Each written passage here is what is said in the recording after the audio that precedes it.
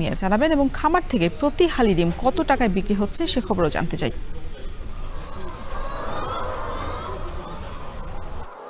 রওশন, নিম্নবিত্ত এবং মধ্যবিত্ত মানুষের সবচেয়ে সহজলভ্য প্রোটিনের যে উৎস ডিম, সেই ডিম এখন তাদের ক্রয় ক্ষমতার বাইরে।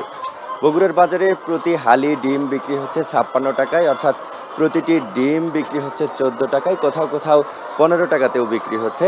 আমরা এখন বগুড়া শহরের মালগ্রাম এলাকার একটি খামারে রয়েছি।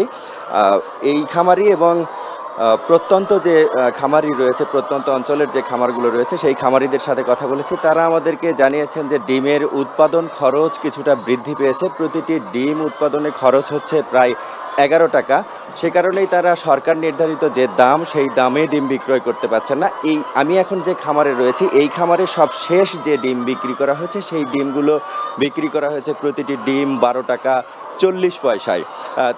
তাদের কাছে জানতে চেয়েছিলাম এই ডিম উৎপাদনের যে খরচ, সেই খরচ বৃদ্ধির কারণ সম্পর্কে। তারা আমাদেরকে জানাচ্ছিলেন যে কখনো বৃষ্টি, কখনো প্রচণ্ড গরম রোদ, যে কারণে মুরগি মারা যেতে শুরু করে। এই খামারেই প্রায় ৭০০ মুরগি মারা গেছে।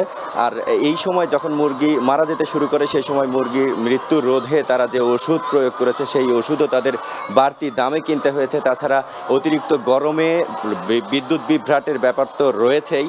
সে সময় তাদের অতিরিক্ত ফ্যান চালাতে হয়েছে মুরগির মৃত্যু রোধে। সেই ফ্যান চলেছে জেনারেটরে, সেই জেনারেটরের যে খরচ, সেটিও উৎপাদন খরচের সাথে যোগ হয়েছে, যে কারণে উৎপাদন খরচ বৃদ্ধি পেয়েছে। আর এখন এই যে ডিম বিক্রি হয়েছে, যে দামে বিক্রি হয়েছে এই খামার থেকে, তারপর বাজারে যে দামে বিক্রি হয়েছে, সেটির মধ্যে বিস্তর ফারাক রয়েছে। খামারিরা বলছেন যে এই বিস্তর ফারাকের কারণ মধ্যস্বত্বভোগী এবং যারা অসাধু ব্যবসায়ী রয়েছেন, তারা বাজার মনিটরিংয়ের দাবিও জানিয়েছেন তারা এবং ক্রেতারা।